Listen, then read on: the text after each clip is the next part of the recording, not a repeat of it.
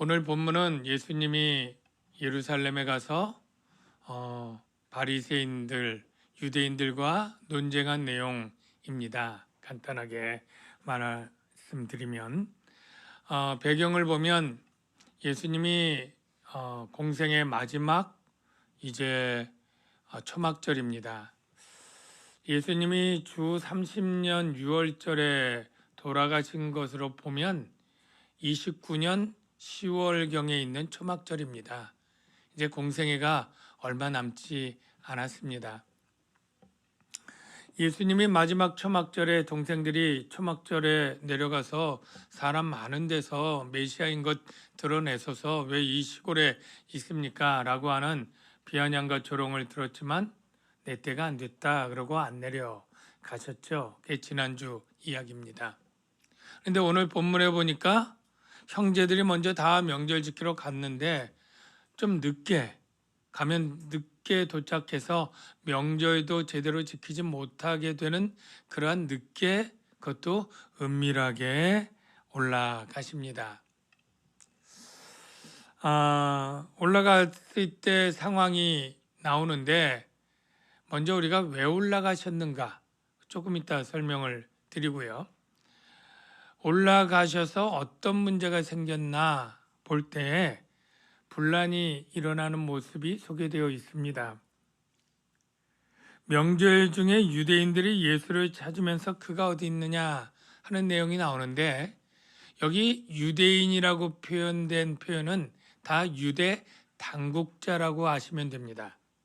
그러니까 보통 유대인이 아니라 유대 당국자, 즉 당시에 사내들인 공회라고 하는 종교 지도자들의 모임에서 파송된 사람들 또한 그와 관련된 사람들을 유대인이라고 요한은 소개하고 있고요. 일반 유대인들은 그냥 무리들 그렇게 나와 있습니다. 그러니까 종교 지도자들이 예수님을 찾았습니다. 어디 있느냐? 왜 찾았을까요? 관심 있고 환영하기 위해서가 아니었습니다. 바로 체포하고 죽이기 위함이었습니다. 요한복음 5장 18절에 보면 유대인들이 어떤 마음을 가지고 있었는지 소개되어 있는데 유대인들이 이로 말미암아 더욱 예수를 죽이고자 하니 이는 안식일을 범할 뿐 아니라 하나님을 자기의 친아버지라 하여 자기를 하나님과 동등으로 삼으심이로라. 즉 유대인들은 예수님을 자신들이 존중하는 성전, 율법, 안식일 이것을 어기는 기득권에 대한 도전자요 이 율법을 파괴하는 자로 생각해서 죽여야 되겠다라는 결정을 가지고 있는 그러한 상황입니다. 그리고 예수에 대해서 두 가지의 반응들이 소개되어 있는데 12절을 보실까요? 예수에 대하여 무리 중에서 수군거림이 많아 어떤 사람은 좋은 사람이라. 예수님이 좋다라고 할 때 표현은 도덕적인 성품으로 표현된 것 같지만 당시에 하나님의 성품은 선한 분으로 소개되어 있기 때문에 드러내놓고 말하지 못하되 하나님에게서 온 분이라고 하는 긍정적인 평가가 있었고 또 반대로 어떤 사람은 아니라 무리를 미혹한다 이러한 상반된 평가가 있었다라는 것이죠. 여러분 예수님에 대해서 두 가지 반응은 늘 역사상 늘 있습니다. 즉 예수님은 참된 분, 진리를 말씀하시는 분이거나 아니 거짓을 말하고 미혹하는 사람이거나 둘 중에 하나인 것이죠. 이 양쪽의 상반된 반응이 있다는 것을 우리는 분명히 인식을 해야 합니다. 제가 신앙생활 하던 어떤 집사님이 교회를 잘 나오다가 안 나오기 시작을 했어요. 그래서 왜 안 나오시는가 그 이유를 물어봤더니 한마디로 요지는 가정의 화목을 위해서였습니다. 자기가 신앙생활하고 하니까 아직 시부모님 또는 부모님 믿지 않고 있는데 자기가 교회 가는 것을 굉장히 못마땅해하고 불쾌해하시고 힘들어하신다. 그래서 부모님 또 마음을 상하게 하는 것이 죄송하고 가정의 평화를 위해서 내가 교회를 끊어야 되겠다. 물론 나중에 또 어머님이 돌아가시고 하면 그때 다시 생각해서 나올 수도 있지만 지금은 어렵겠다. 이렇게 대답을 하셨어요. 여러분은 어때요? 어떻게 생각하세요? 그런 명분이나 이유가 뭐 심정적으로는 이해가 되시는 분들이 있을 거예요. 참 부모님을 그래도 효심으로 좀 섬기려고 하는 좋은 마음 같다 이렇게 생각을 합니다. 그러면 우리 예수님은 어떻게 생각하실까요? 네. 여러분, 예수님은 분쟁 유발자로 오셨다라고 하는 사실을 여러분이 아셔야 됩니다. 여러분이 화평, 화목, 일치 다 좋은 말 같지만 그것이 선이 아닙니다. 마태복음 10장 34절 이하에 이런 케이스에 대한 예수님의 답변이 분명하게 있습니다. 내가 세상에 화평을 주러 온 줄로 생각지 말라.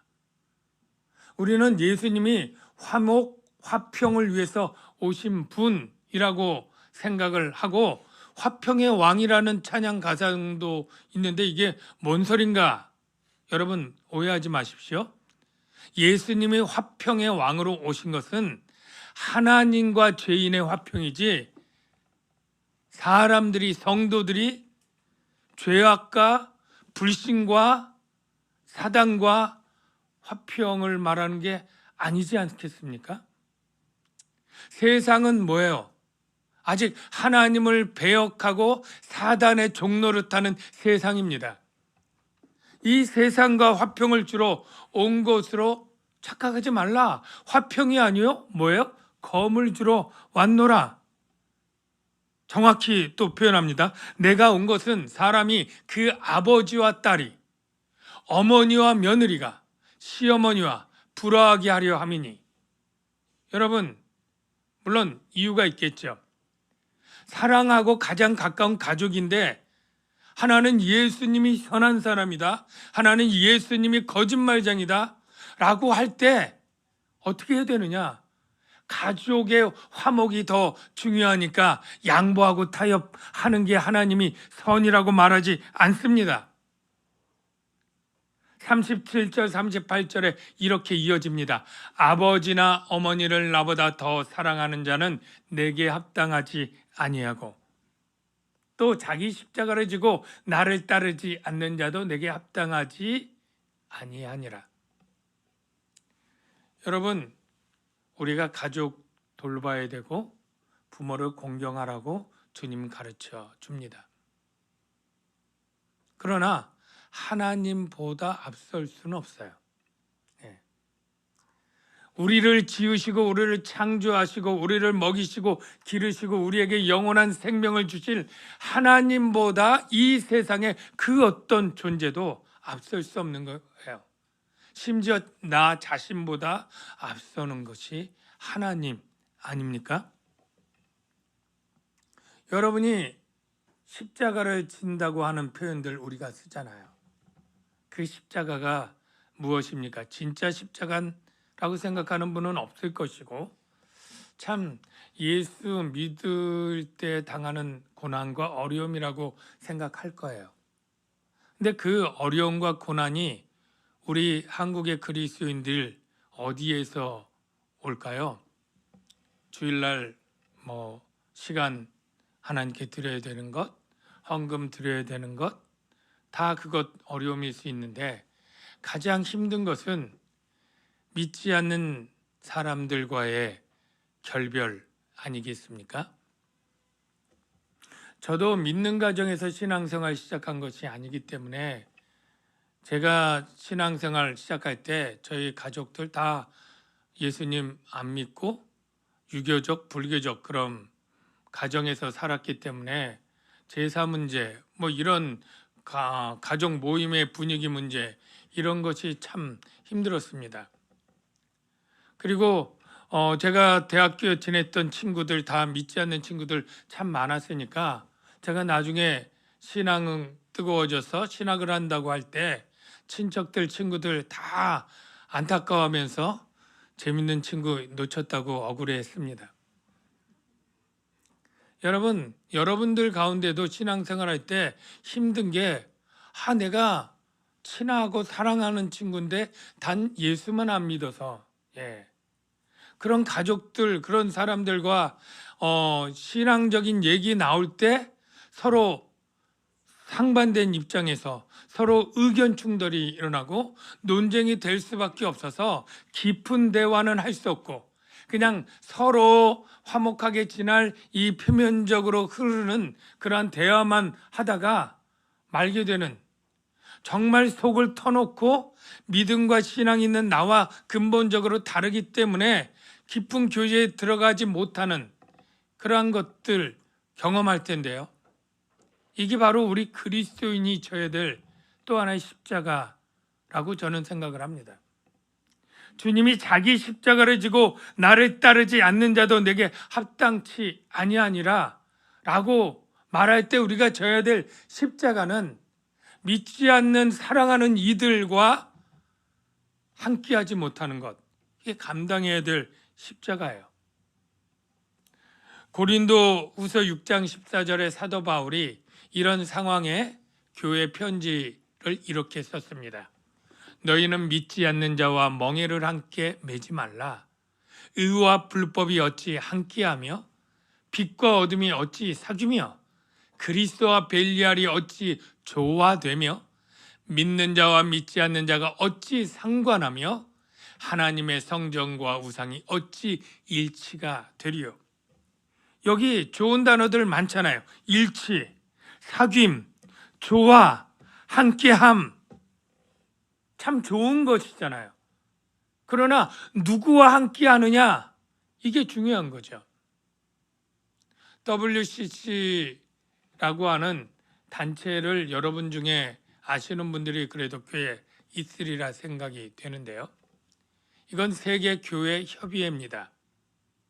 교회들이 하나가 되자고 하는 뜻이고 일치하자고 하는 뜻이에요. 좋은 단체 같지 않습니까? 그러나 우리 교단이 극구 여기에 가입하지 않는 이유가 있습니다. 왜냐하면 교회 일치를 주장하는데 그 교회 안에는 우리와 신학적으로 같이 할 수 없는 종교 다원주의 사상을 가지고 동성애를 지지하는 사상을 가지고 있는 교회도 있고 더 나아가서 무속적으로 초원처럼 여러 신령들을 섬기는 그러한 무속적인 교회도 그 안에 들어올 수 있는 거예요. 그래서 그냥 함께 하는 것이 중요한 가치가 아니라 정말로 예수 그리스도의 올바른 가르침을 따르는 교회들이 함께하는 게 중요한 것이지 많은 다양한 교회들이 함께하는 가치가 더 우선될 수는 없지 않겠습니까?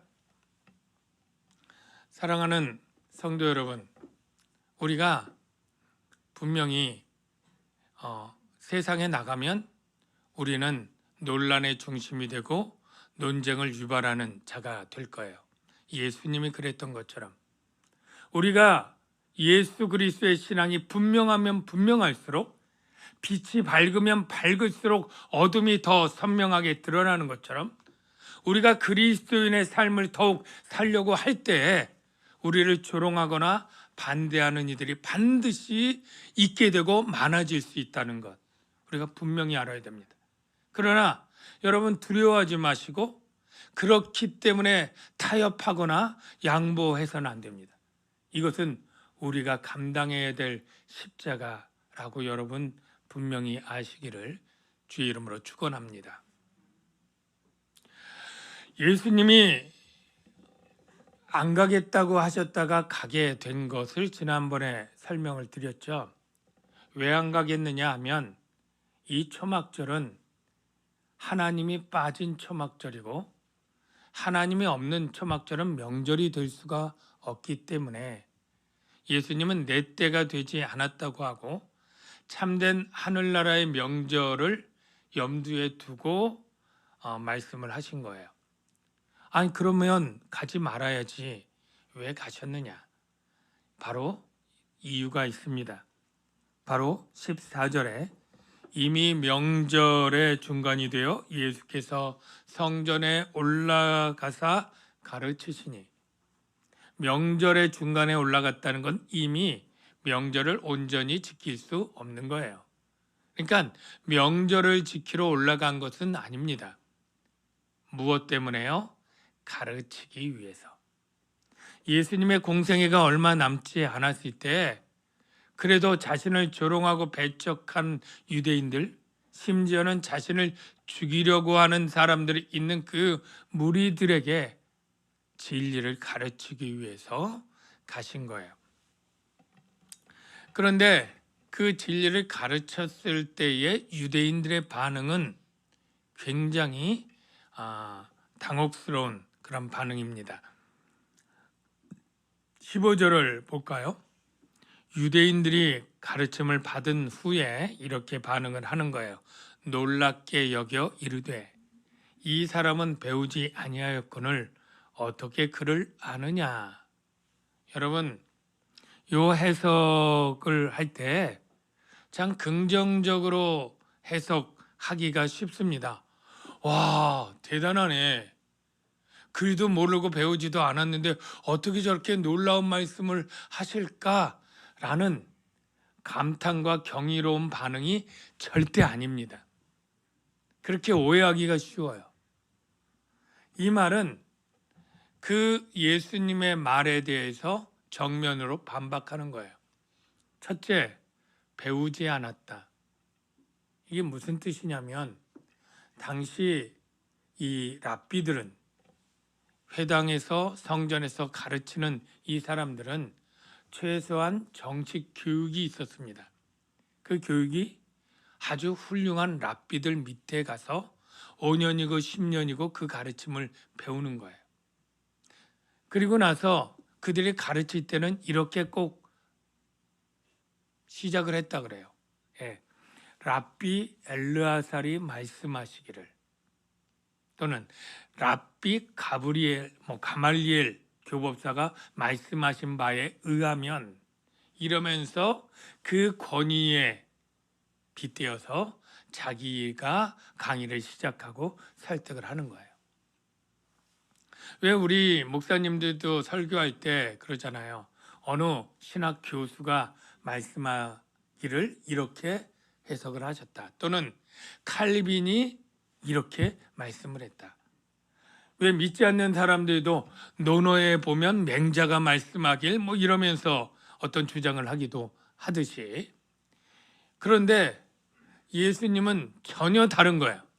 절대 다른 사람의 권위를 인용하지 않고 내가 너희에게 말하노니, 내가 진실로 진실로 너희에게 이르노니, 오히려 옛사람에게 들은 바 너희는 이렇게 들었거니와 나는 너희에게 이르노니, 모세가 너에게 이렇게 말하였지만 나는 너에게 이렇게 이르노니, 오히려 옛사람을 인용하긴커녕 가장 그들이 율법파에서 존경하는 모세보다 더 높은 권위를 가진 듯이 내가 너에게 이르노니 이렇게 가르치시는 거예요.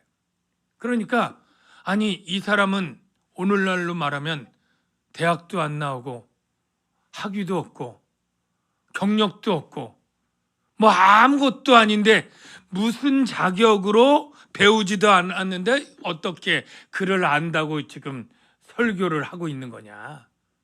이런 비난이고 반대 말이에요. 어떻게 글을 아느냐, 글을 아는 게 신기하다가 아니라 글이라고 하는 것은 성경을 염두에 둔 것이고 어떻게 지가 배우지도 않고 성경을 강론한다고 이 자리에 서 있느냐, 자격도 없는 것이, 그런 의미의 얘기예요. 그래서 예수님이 그런 반론에 변론을 해야 되잖아요. 그 변론이 16절부터 있는 거예요. 그래서 어떻게 변론하냐면 예수께서 대답하여 이르시되 내 교훈은 내 것이 아니요 내가 너에게 이르노니 한다고 해서 내 것이 아니고 나는 어떤 권위? 나를 보내신 이의 것이니라. 나를 보내신 이의 권위로 내가 말한다. 그럼 나를 보내신 이가 누구냐? 라고 할 때 12절에 사람이 하나님의 뜻을 행하려 하면 이 교훈이 하나님께로부터 왔는지 내가 스스로 말함인지 알리라. 이 말은 뭐예요? 내가 말하는 교훈은 내가 스스로 말하는 게 아니라 하나님의 말씀을 교훈하는 것이다. 그렇게 설명을 하는 거죠. 그리고 스스로 말하는 자는 자기 영광만 구하되 보내신 이의 영광을 구하는 자는 예수님을 염두에 두고 참되니 그 속에 불의가 없다. 나는 참되고 불의가 없고 하나님의 영광을 위해서 지금 말하는 것이다 라는 것이 암시되어 있죠. 그러면서 그들에 대해서 반격합니다. 모세가 너에게 율법을 주지 아니하였느냐? 너희 중에 율법을 지키는 자가 없도다. 너희가 어찌하여 나를 죽이려 하느냐?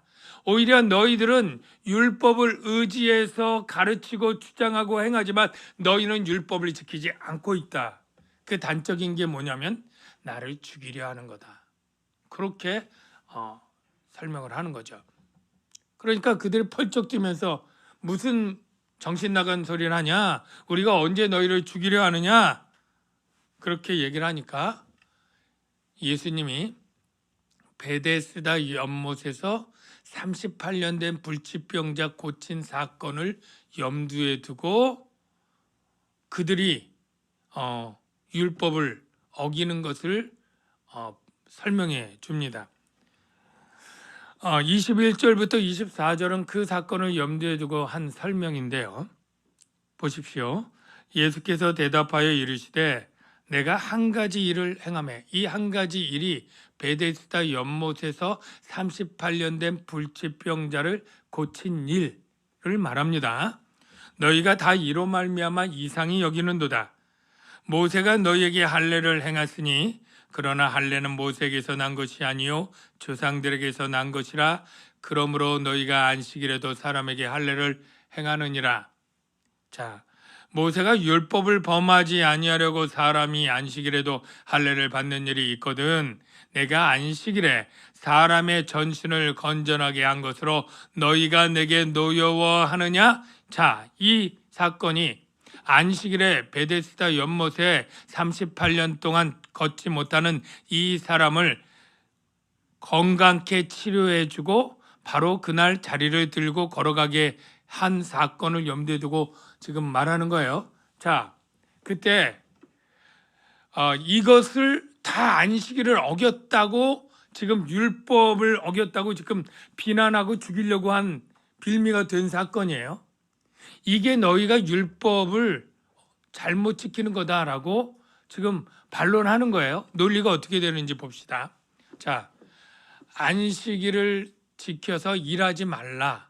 이게 그들이 만든 유전이에요. 안식일에는 일하지 말라. 근데 이 유전은 하지 말라, 하지 말라, 하지 말라를 너무 강조하다 보니까 안식일의 본뜻을 잊어버렸어요. 사실은 안식일은 하나님이 복으로 쉬라고, 너무 사람이 일만 하면 건강을 잃고 지치고 그 욕심 때문에 죽으니까 정말 건강을 위해서 쉬라고 복으로 주신 거예요. 어쨌든 근데 그들은 이것을 하지 말라 하지 말라 금령만 잔뜩 만들어 놨어요. 어쨌든 이 금령하고 할례의 법은 난 지 8일 만에 할례를 받으라, 이 명령이 있죠. 근데 공교롭게 어떤 아기가 태어나서 8일이 돼서 율법의 할례를 받으려고 하는 날이 안식일이 된 거예요. 그러면 어느 걸 지켜야 돼요? 안식일에 아무 일 말아야 되니까 할례를 말아야 되느냐, 할례를 8일 만에 해야 되니까 안식일을 어기고 해야 되느냐, 이 두 가지 금령 중에 유대인들은 어떻게 결정했냐면 할례가 더 중요하다, 안식일보다. 그래서 할례를 하고 있다는 거예요. 자, 왜 더 중요하다고 유대인들은 평가를 했습니까? 안식일을 지키면 건강해져요. 쉬니까 지친 사람이 생명력이 증가되죠. 할례는 보다 더 중요한 게 하나님의 언약 백성이에요.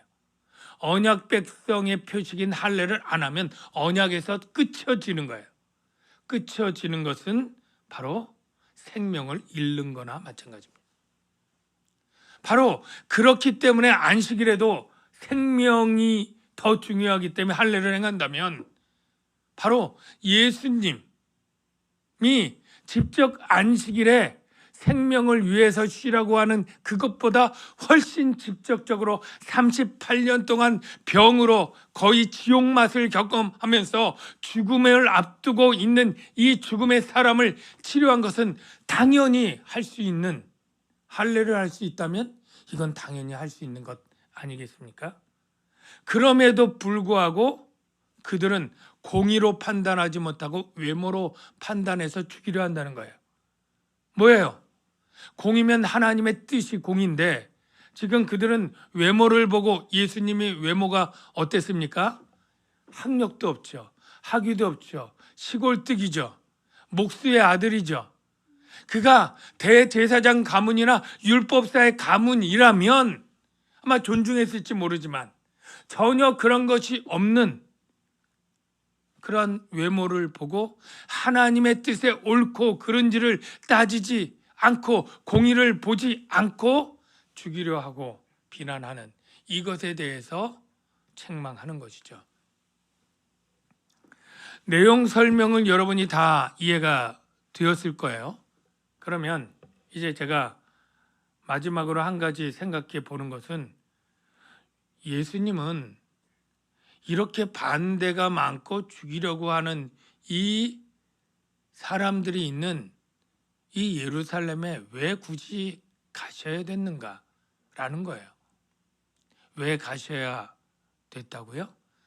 하나님의 교훈을 가르치기 위해서. 그러면 그 하나님의 교훈의 내용은 뭘까요? 본문에는 없어요. 내 속에서 가르친 것이 뭘 가르쳤는지는 없어요.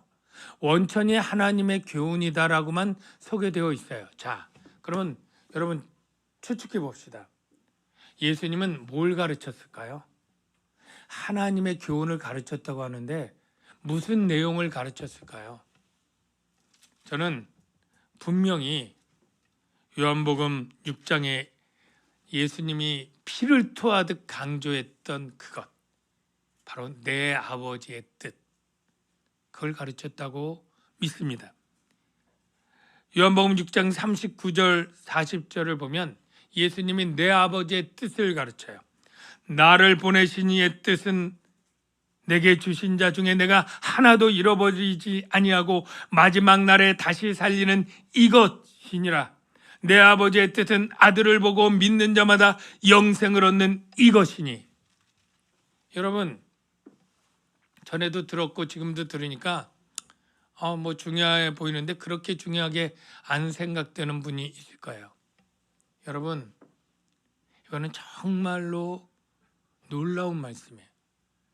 유대인들이 단 한 번도 생각해 보지 않은 것, 세상 그 누구도 알지 못하는 하나님에 속한 비밀, 도덕적으로 열심히 해서 구원을 얻고 생명을 얻는 것이 더 설득력 있고, 율법을 열심히 지켜서 율법으로 의를 얻고 영생을 얻는 것이 옳다고 생각하는 사람들 앞에서 한 번도 생각해 본 적이 없는 하나님의 아들인 나를 믿으면 영생을 얻는다. 이건 너무나 생각도 못한 비밀이거든요. 이게 하나님의 교훈의 하이라이트고 핵심이거든요. 여러분, 목사님들이 때로는 부흥회 집회나 이런 데 설교 초청을 받고 가기도 합니다. 저는 오늘 서울광역교회 저녁 설교를 또 1년에 한 번씩 불러주셔서 가는데요. 설교 초청을 하면 보통 이렇게 교통비라고 표현한 거마비 또는 설교 준비하시고 은혜 주셔서 감사합니다. 그리고 사례비로 이렇게 드려요. 보통 뭐 교회마다 다르고 한데 뭐 20만 원, 30만 원 그렇게 드리기도 하고 조금 더 레벨이 있다고 할까요? 뭐 연륜이 오래되시고 신학 교수시거나 뭐 증경노회장님이시거나 뭐 이러신 분들은 조금 더 드리죠. 부흥회 할 때 유명한 부흥 강사님은 뭐 또 여러 번 오래 하니까 수백만 원 이렇게 드리기도 합니다. 참 뭐 많이 드리시죠. 교회 형편마다 다른데. 그런데 여러분 때로는 간증 집회 하잖아요. 그러면 유명 연예인들이나 개그맨이나 이런 분들을 모실 때 뭐 교회 형편마다 다르지만 수백만 원씩 합니다. 그리고 유명한 가수는 1,000만 원씩 합니다. 너무 비싸다 이게 아니고요. 큰 교회에서 수백 명, 수천 명에게 그 한 시간 은혜를 끼치는 가치를 그렇게 귀하게 쳐주는 거죠. 부흥회 할 때 부흥사에게 사례도 준비하지만 교회에서 기도를 많이 합니다. 한 달 후에 우리 부흥회 있는데 은혜 받도록 우리 합심기도 합시다. 그래서 옛날에 준비 기도회 하고 막 이렇게 하면서 사모하면서 말씀을 듣잖아요. 그만큼 그 말씀이 영혼을 변화시키는 가치는 훨씬 크다고 생각을 하시는 것 같습니다. 전에 대통령 뭐 쪽에 있었던 어떤 무슨 행정관이 기업 강연료가 이슈가 되어서 뉴스에 났는데 기업 강사료가 1,550만 원이더라고요. 물론 지자체는 300만 원. 그런데 그때 같이 나왔던 한 말 잘하는 개그맨이 있어요. 그분도 보니까 90분에 1,500만 원, 210분에 2,700만 원 이렇게 지자체에서 강연료를 받아요. 워렌 버핏이라고 투자의 귀재라고 하는 분이 있어요. 전 세계 가장 투자를 잘해서 이 사람이 매년 점심시간을 같이 하면서 경매 낙찰을 해서 낙찰된 사람과 점심 식사를 하면서 그 다음에 여러 가지 투자에 관한 투자처를 가르쳐 주진 않지만 그의 인생과 이런 얘기들을 하는데 경매 붙이는데 2019년에 57억인데 올해는 246억이라 그래요. 정말 돈 같지 않은 그런 것이죠. 근데 그래도 그거를 하겠다고 하는 사람이 줄을 서 있어요. 물론 돈 많은 사람 이야기지만 그가 살아온 삶에 있어서 그의 투자적인 노하우나 그 경험이나 이 한마디의 귀한 말씀을 듣겠다고 이 가치를 그렇게 부여하는 것이죠. 여러분, 하나님의 말씀은 어느 정도 가치가 있을까요? 그것도 그냥 돈 버는 이야기가 아니라 그냥 평생 잘 먹고 잘 먹을 수 있도록 투자를 잘해서 그냥 잠자는 동안에도 돈이 들어오게 하는 그러한 것이 아니라 내 영혼에 영원한 생명을 주는 그 진리, 아무도 알지 못하고 헤매서 어둠 속에서 방황하고 수많은 철학가들이나 사상가들도 도무지 찾지 못했던 그 진리의 길을 가르치는 예수님의 교훈은 얼마나 가치 있는 것이고 얼마나 귀한 것일까요? 우리가 그것을 사모함으로 기다리는 자들에게 예수님이 간 게 아니에요. 예수님의 말씀을 하나님의 교훈이라고 기다려서 오시옵소서, 예루살렘으로 오시옵소서가 아니라 오면 어디 경력도 없고 학위도 없는 것이 감히 성전에서 가르쳐 정신 나간 놈이, 외모를 보니 시골 촌뜨기 같은 놈이 라고 하는 비난의 말 속에 예수님이 가신 거예요. 돈 받고 가신 게 아니죠. 왜요? 진리를 가르쳐서 그들이 영원한 생명을 얻는 그것을 기뻐하기 위해서 그 모멸감과 반대를 참으시고 성전에 올라가신 이유인 거예요. 예수님이 우리를 얼마나 귀하게 여기고 사랑하시면 그렇게 하셨을까? 저와 여러분들이 믿지 않는 사람에게 복음을 전하는 것은 그와 관계가 틀어질 수 있는 위험이 있어요. 그렇게 살지 말고 예수 믿으라고. 귀찮아하고 듣기 싫어해요. 관계가 별로 안 좋아져요. 근데 왜 말해야 됩니까? 그게 최고의 가치 있는 말이기 때문에, 그에게 최고로 귀한 선물을 주고 싶은 사랑 때문에, 때로는 십자가를 져도 그 교훈을 전해야 될 이유가 여기 있는 줄로 믿습니다. 기도하겠습니다.